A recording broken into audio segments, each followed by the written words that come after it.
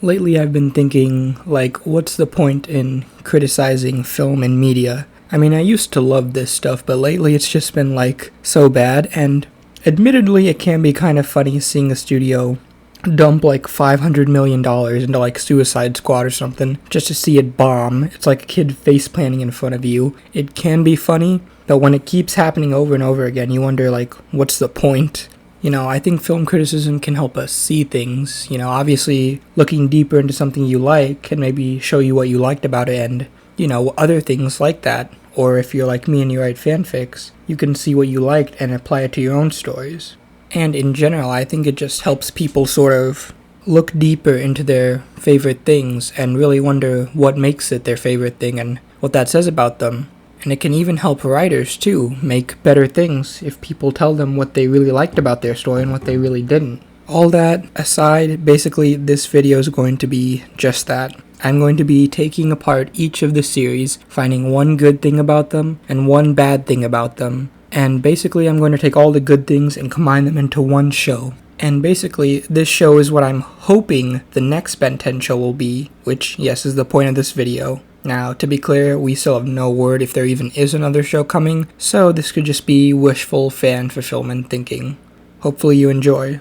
Alright, so first up is the classic show. Now, you already know how much I love the classic show, but if there's one thing that I would want to keep from this show, it would probably be the character dynamics. What I mean by that is just the way Ben, Gwen, and Grandpa Max play off each other. They really do seem like a tight-knit family in the first show, and it's honestly the best part of it. Seeing Grandpa have to deal with two rowdy kids who are slowly getting more and more powerful and acting out because of it was a really cool and interesting dynamic that, again, we never got to see again. But it wasn't just with them. The way Ben acted with some of his villains was also great. Mainly the original series Kevin, and how he was sort of Ben's foil throughout the show, and showed him what it would be like if he was too reckless and dangerous with his abilities. Now, if there's one thing I could get rid of from this show, it would probably be just how flat some of the characters were. Now, in the original series Ben's defense, him being flat is sort of an over-exaggerated complaint in my opinion, because he does have moments where he learns, and yes, he reverts a lot of the time, but even then, it's not like he's doing the exact same mistake over and over again. It's like various different things that come up throughout the episodes, and it's split far enough apart that it doesn't bother me, but it is still a pretty big problem. And it gets really annoying with certain characters, like Gwen is just constantly dogging on Ben even after they go through life-saving scenarios together. And Vilgax, for as much as I love him, never really changed or came up with a new idea or plan besides destroy the town and Ben to get the watch. So yeah, I would like there to be more round characters, at least the main trio, if I'm being honest, although the villains being more round isn't a bad thing either. And now on to Alien Force. Now, Alien Force has a lot of things I'd like to change about it, but if there's one good thing that did come out of this series, it would probably be the idea of Ben maturing along with the audience. I've talked about this before, but Ben growing up and having to deal with becoming an adult just like we have to in real life is a pretty great idea. Sadly, it was never used to its full potential here, but I think that it is still a great part of this show. Seeing Ben have to do things like going on his first date or having to deal with school and his parents are great ideas and concepts to help Ben seem more grounded to us. And it's something I definitely think the next show should try to do, especially after just how wacky some reboot episodes and concepts could be. Now, for one thing Alien Force did really badly, and something we should probably leave behind, is, ironically enough, the same thing the OS did so well: character dynamics. People seem to think this show is a character-driven one, but it's really not. The characters never make any active decisions or play off each other in a unique way.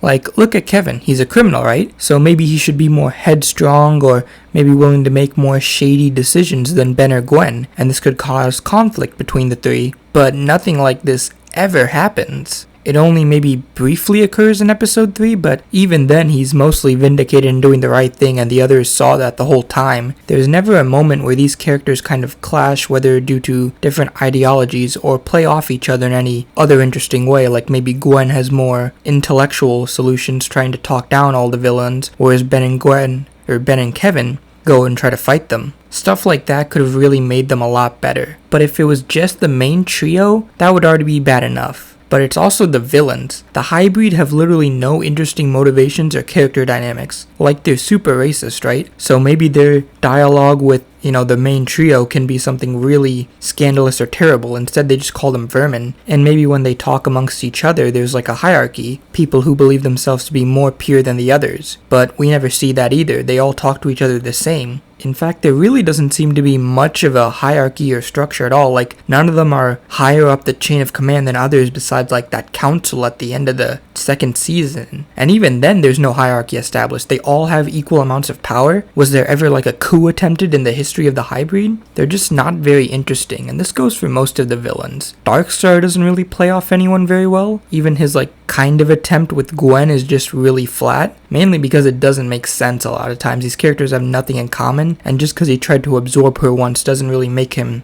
her arch enemy or anything like that. The only one that does get a good one is Charmcaster, but even that is like Season 3 and Ultimate Alien Force onward, and it's still very minor compared to some of the stuff we had in OS, like Classic Ben and Classic Kevin, or Classic Gwen and Classic Charmcaster. So yeah, really focus on good character arcs and dynamics, and leave the ones in Alien Force behind, because none of them were really good or memorable in any sense. And now for Ultimate Alien Force.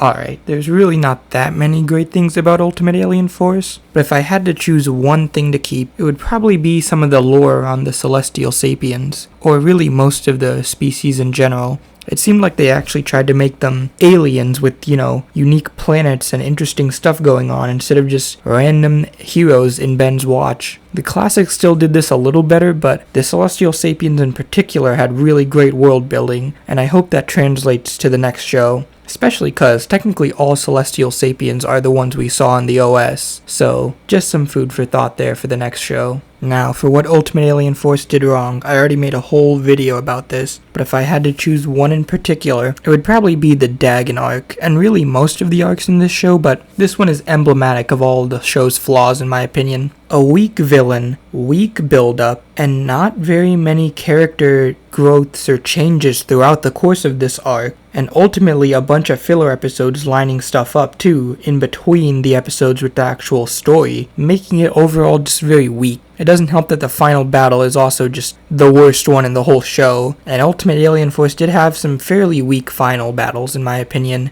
So yeah, leave this whole arc-based storytelling behind a little bit, and if you do decide to go with it, make it a whole season on its own, and try not to burst in with too much filler, and just make it more interesting and engaging than what we got with the Dagon, and just don't make the Dagon arc again actually, just leave this stuff behind, forget he ever existed, like I choose to do. And now to talk about what Benton Omniverse did right, and one thing it did wrong. Alright, for the good for Omniverse, I think this one is pretty self-explanatory, but continuity was really well done here. It managed to fix a lot of the inconsistencies that Alien Force and Ultimate Alien Force had created, and made the whole series seem like it actually could take place in the same universe again. While there were some missteps here and there, it was mostly a pretty faithful recreation of both lores in one show, and explained certain things in a way that made sense, like how malware was likely the cause of Ben taking off the Omnitrix, and how multiple different Celestial Sapiens often were the ones changing things that didn't make sense in this universe, which was both the most hilarious gag in the show and one of the greatest continuity changes in the show. So hopefully the next show can take a lesson from this and be able to have a better sense of continuity with the reboot, if it is indeed a reboot sequel, or its own sense of continuity that it creates throughout the episode. And now to talk about the flaws of Omniverse. Now, believe it or not, although I sound like a robot because of this terribly cheap microphone and my horrible monotone voice, I am a human, and I do like to make jokes. But Omniverse's humor is just really, really weird sometimes, and it gets in the way more than it helps. Like the infamous Quantumalia joke, where at the end of this series, Ben is in front of an alien that shows him what he values most in the entire galaxy, and of course he sees a smoothie. It's stuff like that that really gets in the way of my enjoyment of the show, and it's part of the reason I dropped it back in middle school, because I couldn't take the constant barrage of humor in the middle of the episodes. It's kind of like Marvel, except even the Marvel jokes are usually just tiny one-offs in the middle of really tense moments, but these jokes often run way too long. The most famous of which is like Rad Danger Dudesman, who could have just been a funny little one-off character, but he had to keep coming back and became a main character at one point. It's like, why? This joke isn't funny anymore. Let it go. So hopefully the next Ben 10 show can kind of learn from this and know when to make a joke and when to take a scenario more seriously, for lack of a better way to put this. And now on to the Ben 10 reboot. Contrary to popular belief, this show did make a lot of great changes, the biggest of which was the willingness to add to the main cast. See, in the OS, there were always unique characters that you kind of wished would join Ben, Gwen, and Grandpa Mac, but because the show was so episodic, you knew it would never happen. Like, Tetrax could have been a great addition, and it would have made some sense for him to stay and oversee this 10-year-old with the most powerful device in the universe, but instead he just leaves, and while it does have a fairly decent explanation, it still kinda sucks that we never get to see him interact with Ben all that often. The reboot fixed this problem. Characters like Glitch, Phil, and Kevin get added to the main cast and are fairly regular, well, Kevin not really being that regular, but still, it's great to see new characters come in and add to the dynamic of the show, and it's something I hope the reboot sequel, or whatever the next Ben 10 show is, will continue to do. Don't be afraid to change things up and add new characters. It can really make the show great. Part of the reason I don't like Alien Force that much is because I just don't like the 3 main characters we get, and wish we had gotten someone else instead. And again, the reboot managed to do this very well without feeling like it was just adding unnecessary fluff. So keep it up for the next Ben 10 show. Really, really want to see great new characters add on to Ben's legacy. And now for what the reboot did wrong. To be fair, this part isn't really the reboot's fault, it's more Cartoon Network, but the 10-minute episode format just has to go. There was just so many crazy and weird ideas the reboot had that it just couldn't properly execute because it had so little time. The best episodes of the reboots are the 4-part finales. In fact, most people, even if they tell you to skip all of season 1, still want you to see that 4-part finale with Vilgax, because it's an actually good episode. I just really hope they go back to 20-minute formats, or at the very least have more specials to make up for how short the regular episodes are. Otherwise, we're just gonna get another so-so Ben 10 show, and not the great show that I know this franchise can give us. Alright, so just to reiterate, the new show should have really great character dynamics between the main trio or main duo or whoever are the original main cast of the first season. Then it should also start adding more characters to make that dynamic more interesting and special, and it should also add some really great lore, whether it be Celestial Sapien or otherwise, and maintain a strong sense of continuity, so that way the show doesn't feel like a random, completely different thing like the next season. We can